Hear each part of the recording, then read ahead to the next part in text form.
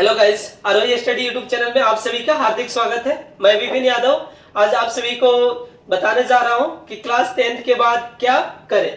यहाँ हम देख पा रहे हैं कि यहाँ दो प्रकार की चीजें करने की सलाह दी जा रही है। या हमारे पास दो प्रकार के काम करने के ऑप्शन है।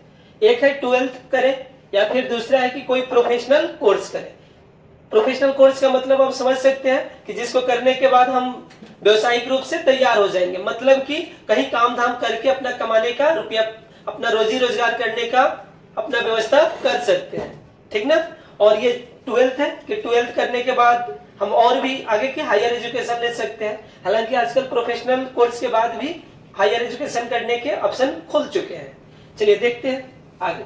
सोच समझकर करें चुनाव, एक बात भी लिखी गई है, सोच समझकर करें चुनाव, आपके जीवन का आधार है यह चुनाव। चलिए, तो ये जो हमारी चुनाव है ना, यह हमारे जीवन का सबसे बड़ा आधार है। हम 5 साल के लिए जो नेता चुनते हैं उससे ज्यादा महत्वपूर्ण यह है कि हम अपने पूरे जीवन भर के लिए क्या चुन रहे हैं। बातें समझ पा रहे हैं आप? यही डिसाइड करेगा, हमारा 10वीं के बाद चुने गए स्ट्रीम ही डिसाइड करेंगे कि हम वकील बनेंगे, डॉक्टर बनेंगे, इंजीनियर बनेंगे या फिर कोई गवर्नमेंट एम्प्लॉय बनेंगे।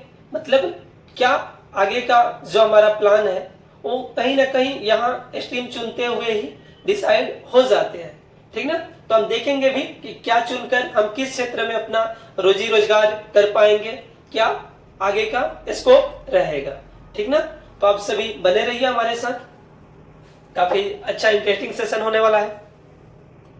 चलिए, तो हमारे पास सबसे पहले आया है 10th के बाद दो चीजें बांट दी गई है। एक है जो 12th और दूसरी है प्रोफेशनल कोर्स। प्रोफेशनल कोर्स से मतलब आप समझ चुके हैं, अभी समझाएं आपको कि कोई रोजी रोजगार के लिए की जाने वाला कोर्स, ठीक ना। तो बात पहले हम करते हैं 12th के ऊपर। 12th में 3 स्ट्रीम में बटा हुआ है, 3 शाखाओं में। पहली है साइंस, फिर आर्ट्स और फिर कॉमर्स, ठीक ना। 3 भाग इसके बटे हैं, साइंस, आर्ट्स और कॉमर्स। इस प्रकार से इन 3 में से कोई एक का आपको चुनाव करना होगा। अब यहाँ हम देखेंगे कि साइंस चुनेंगे तो किस फील्ड में जाएंगे, आर्ट्स चुनकर किस फील्ड में जाएंगे और फिर कॉमर्स चुनकर किस फील्ड में जाएंगे। अपने रुचि के अनुसार अगर आप स्ट्रीम चुनते हैं तो काफी बेहतर होगा। आपके लाइफ में भी 3 इडियट्स में भी बताए गए थे, है ना। चलिए आगे बढ़ते हैं। 12th में साइंस को 2 भागों में बांट दिए जाते हैं। एक हो जाता है हमारा पीसीबी, क्या हो जाता है? PCB, physics, chemistry, biology. और एक हो जाते हैं पीसीएम। पीसीएम में क्या है? फिजिक्स है, केमिस्ट्री है और मैथ है। पीसीबी के द्वारा हम मेडिकल फील्ड में जाते हैं और पीसीएम के द्वारा हम इंजीनियरिंग फील्ड को चुन पाएंगे आगे। हाँ, एक और ऑप्शन है बच्चों के पास कि अगर वो चाहते हैं कि हम पीसीबी ले और साथ में एक्स्ट्रा में मैथ ले लें, तो ये उनको मौका मिलता है।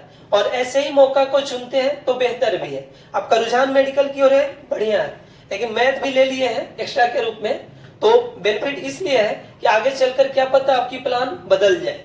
हो सकता है प्लान बदल जाए, या फिर जो इंजीनियरिंग करना चाह रहे हैं उनका भी हो सकता है कि आगे चलकर कुछ प्लान में चेंजिंग आए, ठीक ना। तो पीसीएम लेकर एक्स्ट्रा में बायो कर लीजिए, थोड़ा सा मतलब इफोर्ट आप उस पर भी लगा दीजिए, तो आगे के लिए आपके जो रास्ते हैं ना, ऑप्शन है, वो ज्यादा बढ़कर मिलेंगे, खुला रहेगा। और ज्यादा से ज्यादा ऑप्शन अपने हाथों में हमें रखना भी है ना। लाइफ बहुत तेजी से बदल रही है, ये दुनिया भी बहुत तेजी से आगे बढ़ रही है, कब किसकी जरूरत पड़ जाए, तो अपने हाथों में ऑप्शन रखने की बहुत जरूरत है।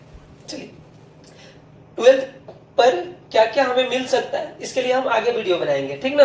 क्या क्या जॉब कर सकते हैं उसके लिए भी, 10th के ऊपर क्या क्या जॉब कर सकते हैं उसे भी हम बताएंगे, ठीक ना, आगे चलकर।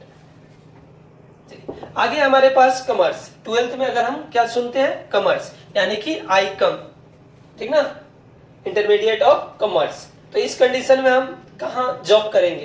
तो ये मेनली रूप से बैंकिंग क्षेत्र के लिए है। किसके लिए है? बैंकिंग क्षेत्र में इसकी काफी महत्व ज्यादा है, समझ रहे बातों को। फिर साथ ही साथ सीए, ठीक ना, चार्टर्ड अकाउंटेंट्स, इन सब जगहों के लिए ये कॉमर्स काफी बेहतर है। और इसमें जो कॉमर्स से समझ सकते हैं कि व्यवसायिक नाम जुड़ रहा है और इसके द्वारा आपको ज्यादा से ज्यादा काम मतलब ऑफिशियली मिलता है, तो काफी बेहतर है। और बहुत बच्चे मैथ साइंस से घबराकर कॉमर्स की ओर रुझान भी करते हैं। बात सही नहीं कर पा। चलिए, तो कॉमर्स काफी अच्छा मतलब सब्जेक्ट है जो कि आपको कमर्शियल क्षेत्र में व्यावसायिक रूप में आगे बढ़ने को मौका देता है। चलिए, इसके बाद हम देखेंगे कि 12th में अगर आर्ट्स लेते हैं तो इसके क्या क्या स्कोप है। आर्ट्स यूपी बिहार में तो इस नाम को सुनते ही लोगों के मन में आ जाता है कि बच्चा पढ़ने वाला नहीं है, बट इसका जो मतलब आगे का स्कोप है उसको समझ ही नहीं पाते हैं। इस आर्ट्स के द्वारा हम बहुत आगे जा सकते हैं। प्रशासनिक क्षेत्र में, बीपीएससी, यूपीएससी, इन सब के क्षेत्र में भी जाना हो तो आर्ट्स को लिया है तो कोई परेशानी नहीं है। ये बहुत ज्यादा इजी रहता है इसके द्वारा आगे बढ़ना। साथ ही साथ history, geography, political science, home science, इन सारे स्ट्रीम से हम आर्ट्स कर सकते हैं। ठीक है, और कला के क्षेत्र में जा सकते हैं। कला यानी आप समझ सकते हैं, एक्टिंग, डांसिंग, सिंगिंग, इन सब फील्ड में भी जा सकते हैं। फैशन डिजाइनिंग के फील्ड में जा सकते हैं। तो आर्ट्स कोई खराब सब्जेक्ट नहीं है, अच्छी वाली सब्जेक्ट है। बस इसकी ताकत को समझना होगा। इसकी ताकत को जो बच्चा समझ ले वो काफी बेहतर होगा।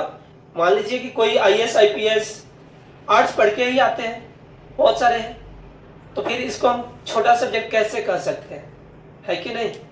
चलिए आगे बढ़ते हैं। अब आगे आ गया हमारे पास प्रोफेशनल कोर्स, यानी कि 10वीं के बाद जो कोर्स है ज्यादातर डिप्लोमा कोर्स ही हमें मिलते हैं। तो डिप्लोमा कोर्स के रूप में आईटीआई, पॉलिटेक्निक, पैरामेडिकल, ठीक ना, क्या क्या है और कितने साल की है, इन सबको भी देखेंगे। कहाँ हम इसके द्वारा जॉब कर सकते हैं। अब प्रोफेशनल आ गया तो बात तो है ना कि जॉब ही करनी है ना, हमें ये कर ही रहे हैं इसलिए कि हम जॉब करें। अगर हायर एजुकेशन चाहिए तब तो 12th का कोई कोर्स आप करिए, साइंस, कॉमर्स, आर्ट्स लेकर आगे बढ़िए। और अगर आप सोच रहे हैं कि नहीं हमें बहुत जल्दी जॉब चाहिए, घर वालों का प्रेशर आपको दिख रहा हो कि घर हमारा ज्यादा दिन हमें खींच नहीं सकता है, तो उस कंडीशन में आपको कोई ना कोई प्रोफेशनल कोर्स देख लेना चाहिए, जिससे फायदे ये होंगे कि आपको जॉब आसानी से मिल जाएगा, जॉब ढूंढने में परेशानी नहीं होगी। हालांकि 12th के बाद भी बहुत सारे गवर्नमेंट जॉब है, 10th के बाद भी गवर्नमेंट जॉब है। इन गवर्नमेंट जॉब जो है ना थोड़ी ठंडे बस्ते की चीज होती है, उसमें समय लगता है और बहुत सारे परिवार होते हैं जो बच्चों को समय देने के इच्छुक नहीं होते हैं। वो चाहते हैं कि जल्द से जल्द बच्चा कमाने धमाने लगे। कितने बच्चे तो 10वीं के बाद पढ़ाई छोड़ के कमाने भी चले जाते हैं, ऐसे भी गरीबी आदमी देखा है लोगों का। चलिए आप और हम एक तरह से खुश नसीब अपने आप को मान सकते हैं कि हमें पढ़ने के लिए मौका मिल रहा है। चलिए तो प्रोफेशनल कोर्स के बारे में हम देखते हैं क्या क्या है। तो शुरुआत हुई है आईटीआई से, ठीक ना, किससे, आईटीआई, इंडस्ट्रियल ट्रेनिंग इंस्टीट्यूट, औद्योगिक प्रशिक्षण संस्थान, नाम के साथ ही जुड़ा हुआ है, औद्योगिक प्रशिक्षण संस्थान। यानी कि ऐसे इसमें हमें ट्रेनिंग दिए जाएंगे, ऐसा प्रशिक्षण दिया जाएगा जिसके द्वारा कि हम उद्योग धंधों में काम करें। कोई उद्योग, औद्योगिक मतलब कोई इंडस्ट्री में जाकर हम आसानी से काम कर पाए, वहां हमारे जाने पर काम हमें आसानी से मिल जाए, ऐसा ना हो कि हमें होल्ड करना पड़े, ठीक ना। तो आईटीआई वालों का डिमांड ना कंपनी में बहुत रहता है। साथ ही साथ आईटीआई की ना गवर्नमेंट जॉब में भी काफी डिमांड रहती है। अगर हम प्रोफेशनल कोर्सों के बारे में देखें तो आईटीआई पे बहुत ज्यादा, मतलब सबसे ज्यादा अगर गवर्नमेंट जॉब है तो आईटीआई पर है। जो अभी हम 3 सेक्टर को बताने जा रहे हैं, आईटीआई, पॉलिटेक्निक और पैरामेडिकल, तो उसमें सबसे ज्यादा जो गवर्नमेंट जॉब दे रहा है वो आईटीआई के ऊपर मिलता है हमें। चलिए तो कितने साल का कोर्स है, 2 साल का कोर्स है। आईटीआई का कोर्स कितने साल का, 2 साल का। एक बेनिफिट नया पर आ गया है हाल फिलहाल, इसमें ना +2 का भी मौका मिल रहा है। +2 का बेनिफिट मतलब आईटीआई और इंटर दोनों साथ ही साथ, ठीक ना। कितना मजगर है ना, मजे की बात है ना कि आईटीआई भी और इंटर भी। जो पहले मतलब आईटीआई करने के बाद आगे का रास्ता बंद हो जाता था, वो अब रास्ता एकदम ओपन हो गया है। पहले आईटीआई कर लीजिए तो फिर आप ग्रेजुएशन में एडमिशन नहीं ले सकते, फिर आपको रिटर्न इंटर करना पड़ता था, या फिर ज्यादातर लोग इंटर करके फिर आईटीआई करते थे। आज 2 ही साल में 2-2 सर्टिफिकेट अपने हाथ ले रहे हैं, तो ये बेनिफिट मिल गया है। फिटर, इलेक्ट्रॉनिक्स, इलेक्ट्रिकल, ठीक ना, डीजल मैकेनिक, वेल्डर, प्लम्बर, बहुत सारे इसके कोर्सेज हैं जिससे करके आप सरकारी और प्राइवेट क्षेत्र में जॉब कर सकते हैं। इसके आगे हम देख रहे हैं पॉलिटेक्निक। पॉलिटेक्निक यानी कि बहुत सारी तकनीक है ना, 3 इयर्स का कोर्स है, 3 साल का ये कोर्स है। इसके साथ भी बेनिफिट है कि +2 के समकक्ष, मतलब इक्वल ये मान्यता प्रदान करता है। वो है कि सर्टिफिकेट दे देता है +2 का, और ये है कि समकक्ष योग्यता प्रदान करता है कि आप मतलब अगर डिप्लोमा कर लिए, पॉलिटेक्निक कर लिए, तो ये आपको इंटर के इक्विवेलेंट मान लेता है। इसके द्वारा भी आप सरकारी और प्राइवेट क्षेत्रों में जा सकते हैं। स्पेशली रेलवे में काफी जॉब है। साथ ही साथ अब स्ट्रीम पर डिपेंड करेगा कौन सी ब्रांच आप ले रहे हैं। सिविल ले रहे हैं तो बिहार में बहुत जॉब है सिविल को लेकर। इलेक्ट्रिकल मैकेनिकल ले रहे हैं तो रेलवे के फील्ड में काफी ज्यादा जॉब मिल जाते हैं। इसके अलावा DRDO में भी मिल जाते हैं। बहुत सारा क्षेत्र है जिसमें कि पॉलिटेक्निक करने के बाद जॉब मिलते हैं। साथ ही साथ प्राइवेट कंपनियों में भी आसानी से जॉब मिल जाते हैं। देश और विदेश में भी जॉब मिल जाते हैं। ठीक है, आगे बढ़ते हैं। अब पारा मेडिकल के कुछ कोर्सों को देख रहे हैं। और 10th के बाद, ठीक ना, ऐसे तो ज्यादातर लोगों को पता है कि 12th के बाद ही पारा मेडिकल के कोर्स है, लेकिन हम यहाँ GNM और ANM या नर्सिंग की बात नहीं कर रहे हैं। हम बात कर रहे हैं यहाँ सिर्फ 10th के बाद क्या क्या हम पारा मेडिकल के कोर्सेज कर सकते हैं। एक प्रकार का ये सब डिप्लोमा कोर्स है, ठीक ना। और आगे जो GNM ANM है वो सब कर सकते हैं कि सर्टिफिकेट कोर्स है। और BSc नर्सिंग तो बैचलर कोर्स है। साथ ही साथ 12th के बाद आप MBBS के भी कोर्सेज कर सकते हैं। तो अभी हम सिर्फ 10th के बारे में बात कर रहे हैं। तो यहाँ है नर्सिंग केयर असिस्टेंट। क्या है? नर्सिंग केयर असिस्टेंट, यानी इसमें होगा क्या, मरीजों की देखभाल और सहायता करना। ठीक ठाक पैसे मिल जाएंगे इसमें भी, ऐसा नहीं है कि नहीं मिलेगा। और आप धीरे धीरे ग्रो करते करते डॉक्टर साहब कहलाने भी लगेंगे। बातें समझ में आ रही है? अगर मान लीजिए बड़ा डॉक्टर बनने के लिए हमारे पास अगर पैसे ना हो तो छोटे छोटे कोर्सेज करके भी हम मेडिकल फील्ड में एंट्री कर सकते हैं। काफी डिमांडेबल मतलब ये प्लेस हो गया है मेडिकल फील्ड। फिर मेडिकल रिकॉर्ड टेक्नोलॉजी, ये क्या है? तो मरीजों के मेडिकल रिकॉर्ड को व्यवस्थित करना। एक्सरे टेक्नोलॉजी, एक्सरे मशीन का संचालन, रख रखाव करना या फिर एक्सरे करना किसी के बॉडी पार्ट्स का। डायलिसिस टेक्नीशियन के रूप में आप काम करेंगे। चलिए, डायलिसिस मशीन का संचालन और रख रखाव। फार्मेसी, दवाइयों की तैयारी और वितरण, किनको क्या देना है कैसे। जनरल ड्यूटी असिस्टेंट, मरीजों को दैनिक गतिविधियों में मदद करना। तो इस प्रकार से हम कुछ कोर्सेज हैं जिनको करके और मेडिकल फील्ड में भी काम कर सकते हैं। ये प्रॉपर 10वीं के बाद के लिए था। 12th के बाद के लिए हम वीडियो बनाएंगे। और 10वीं के बाद कहाँ कहाँ हम जॉब कर सकते हैं इसके लिए हम बता रहे हैं, ठीक ना। इसके लिए हम सेना में जा सकते हैं, ठीक ना। 10वीं पर सेना में जाने के ऑप्शन रहते हैं। इसके अलावा MTS मल्टीटास्किंग स्टाफ, उसमें भी जा सकते हैं। चलिए, तो कुछ गवर्नमेंट सेक्टर भी है जहां पे हम जॉब कर सकते हैं। रेलवे में भी चतुर्थ श्रेणी में रेलवे में भी मौका मिलता है, ठीक ना।